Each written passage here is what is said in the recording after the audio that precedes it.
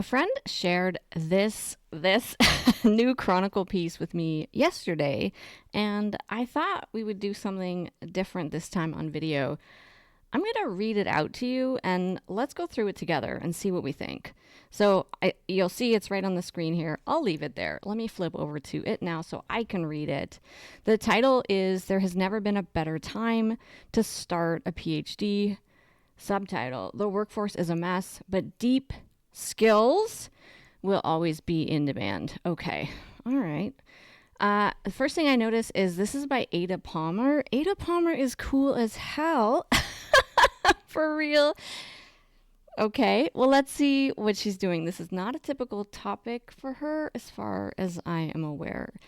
Employment is in chaos. Yes, tariffs, absolutely. I'm Canadian. We are hearing lots about that. The tech companies behind LLMs say their products will soon automate away huge swaths of jobs, replacing occupations that have existed for decades or millennia. Yeah, we'll see about that. If the generative AI geese do lay these golden eggs for investors, we may face unemployment on a scale to rival the industrial. Okay, so this is like doom and gloom, right? Bad, bad, bad, bad, bad. Last year, here's a data point, graduates with bachelor's degrees in art, history, and philosophy. So what are we doing here? This is a humanities piece. That makes sense. Dr. Palmer is a professor of history. They secured jobs at better rates than those with computer science degrees. Okay, interesting. This is a dire moment. I mean, yeah, we've seen it all over LinkedIn, right? Folks are getting laid off in the US, and not only the US, federal hiring, so bad. Tech has been in a bad place the last couple of years.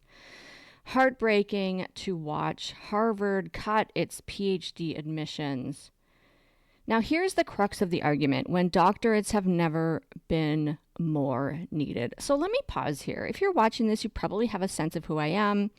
I work as a PhD career coach. So I'm a career coach and my focus is people with PhDs. Typically, my clients are not students, so they're already past that stage. And often they're, years past that stage and they work now as professors, as well as postdocs and other people that have PhDs. Or, sometimes they don't have that credential, but they almost had it, or years of academic work experience, usually like faculty or director positions. Anyways, blah, blah, blah, blah, blah. These are my clients, people with PhDs, often in academia, or sometimes they've already moved on to other types of jobs. So that's my wheelhouse. Proponents of slashing PhD programs tend to focus on the claim that there are no academic jobs, therefore no use for doctorates. I mean, yeah, that is a common argument. It's complicated, right? Academic hiring is still happening, I'm reading. Yeah, for sure. I mean, your department, do we know what your department is? I mean, you're a fancy professor. Are you at Harvard? I don't remember. Anyways, okay. Securing academic jobs, shockingly constant at about 70% all the way back. Yeah, I mean, that's much, much better than my own experience. And I got my doctorate 12 years ago now. But anyways, okay. We don't care about that. We care about what's going on right now. The PhD process teaches broad expertise in research methods. So here's where I'm going to quibble. Are we sure? I mean, okay. All right. Doctorate holders know how to evaluate evidence, chase down sources, verify claims. Yeah, this is making me nervous, right? Because certainly within your discipline, within the topics that you know about and the methods that you learn or have been trained in to do that kind of work, can you verify claims, chase down sources, and evaluate evidence that's not in your area of expertise? Yeah, I think this statement is too broad. As a historian, like for example, and this, I don't think it's just my own, on me particularly, I have a super, super hard time. I mean, I basically can't parse in the way a scientist could academic journal articles in the sciences. I have a really, really hard time with that. And now maybe if I had a doctorate in the sciences, I could read journal articles from like any other science and it would make a lot more sense to me. But you have to tell me if that's the case. They learn methods for finding reliable information. Again, right? Again, like I think this is much more discipline or method specific than I think this article is actually claiming. It's an op-ed, not an article. PhD students gain expertise in what we don't know. Okay. Learning where the frontiers in a field are. Yes, maybe a subfield. The big questions. Okay, again, like in that academic, I mean, most of what we're talking about here is academic disciplines. Incompleteness areas that a academic field is not yet tackled. Yeah, I think that is true. Someone with a PhD can look at a graph and say, not that isn't true, but that data. I mean, again, specific to their discipline, I think. I mean, yeah, right? Okay, so here we have like that standard trope of like, but humanities doctorates get hired in the business world, right? The first half of the 2010s, Nokia hired people with graduate degrees. So this is not just about PhDs in any subject. Okay, cool. Because supervisors found that people with a master's degree or doctorate had the right combination of rigor, patience, and research experience. So I don't know what her sources are, and I'm not tracking them down here. This is really interesting to me, right? Because here I always wonder, do they have that right combination, quote unquote, because of those graduate degrees, right? Do they have that because of the graduate degrees, or are those the people that pursued graduate degrees because they already had that going in? I don't know. I don't know what the source says. I don't know if people study that, but that's always what I think, right? I mean, am I this way because I did a PhD or a master's degree? Or did I do a couple of grad degrees in my case because I already had those going in? Okay, blah, blah, blah, blah, blah. We should not create an age likely to face an unprecedented need for fact-checking and verification by ceasing to train the very I mean, again, like my doctorate was not making me an expert in fact-checking and verification. Like if you told, first of all, it wasn't, and second of all, if that is the selling point of a doctorate, like it's not very compelling, right? Oh, you should do a PhD because you're going to become an expert in fact-checking and verification. No, that's not why people are doing this. Anyways, okay, I'm sounding like a hater.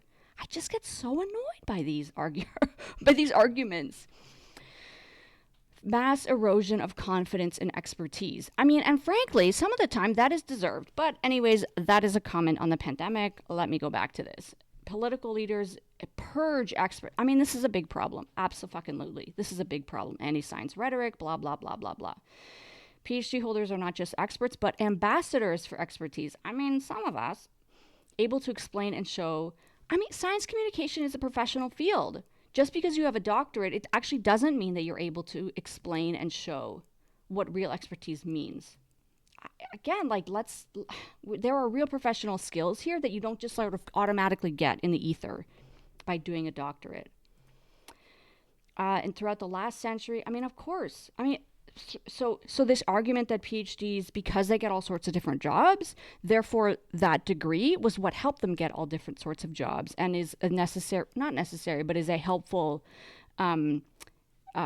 experience so that they can do well in those types of jobs. And so my argument back as a question mark is, well, I mean, we got to have work.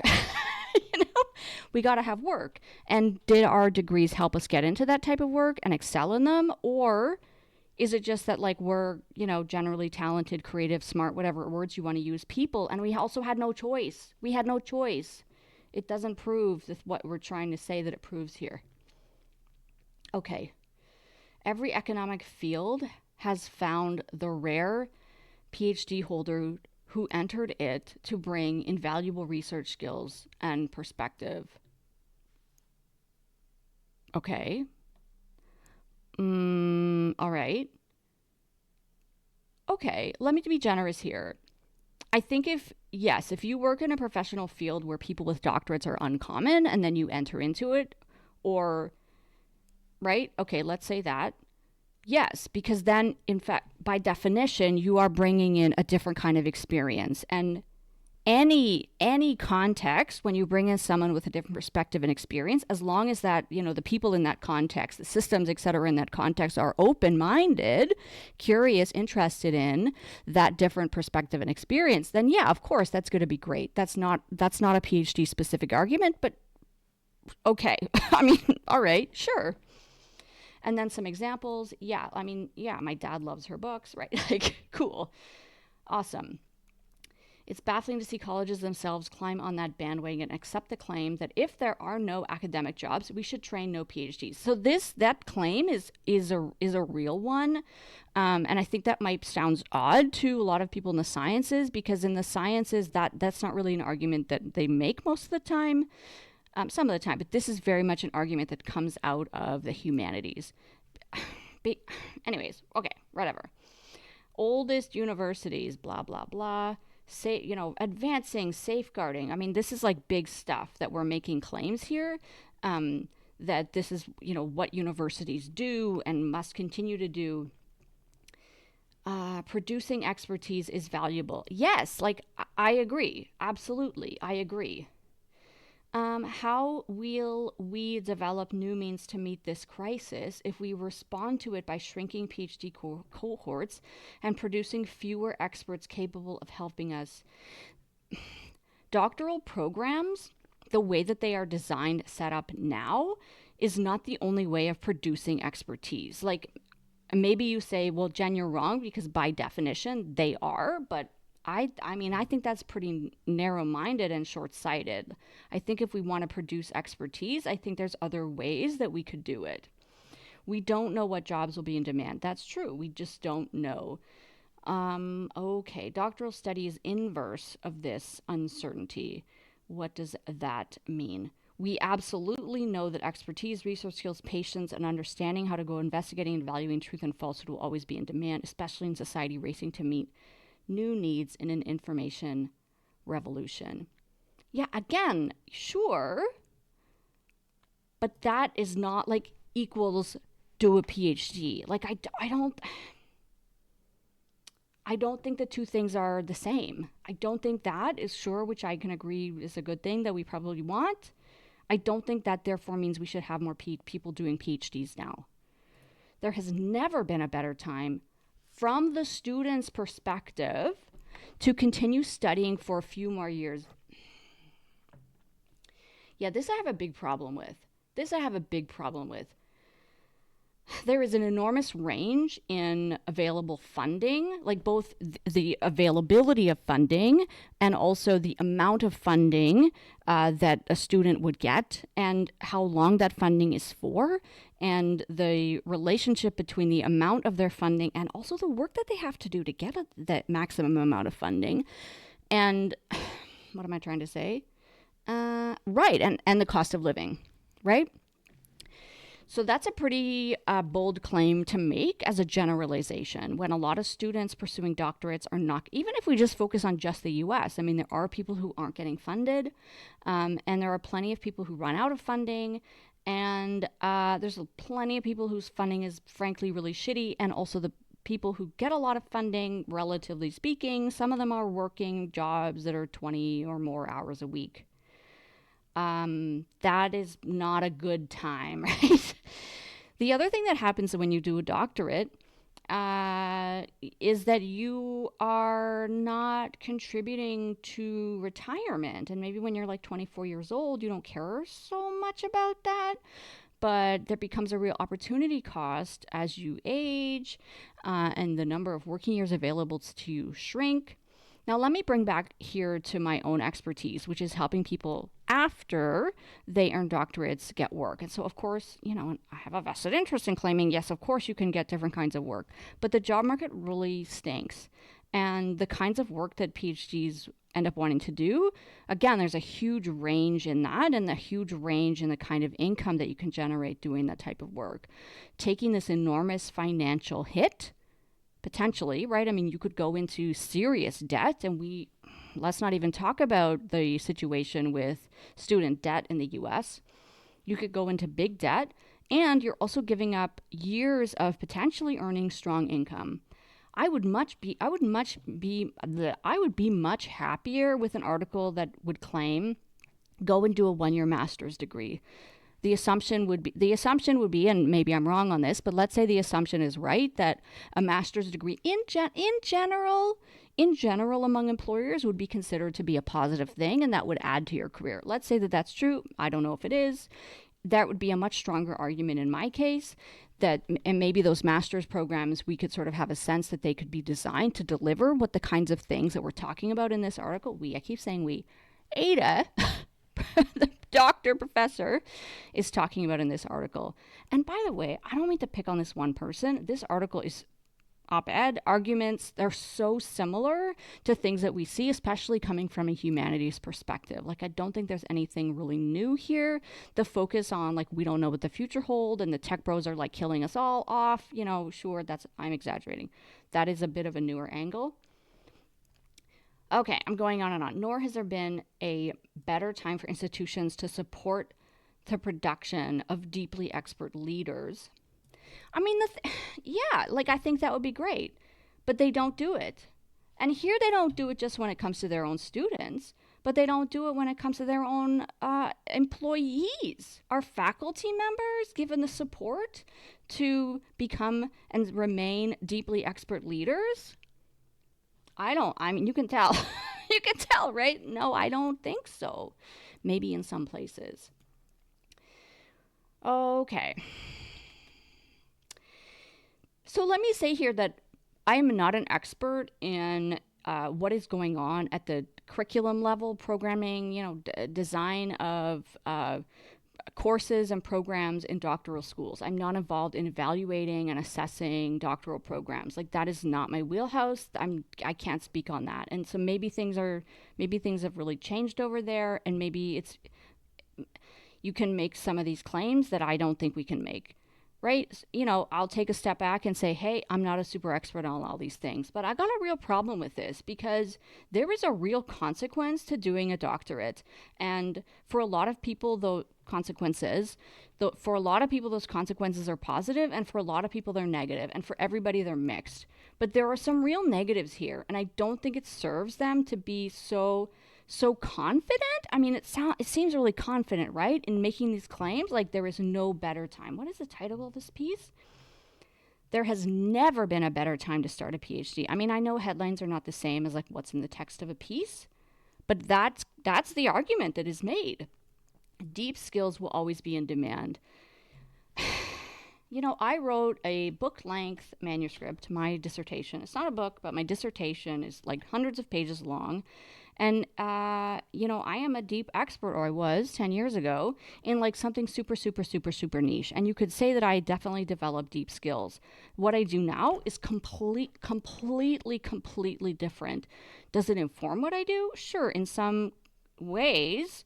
But the content is 100% different. The specific skills that I use are 90% different. I mean, it's very, very different, and it has been a real challenge. And also, I existed as a person with skills before I did my doctorate, and alongside doing my doctorate. There's plenty of stuff that I did before and during, but unrelated to my PhD, that I draw on now in my career.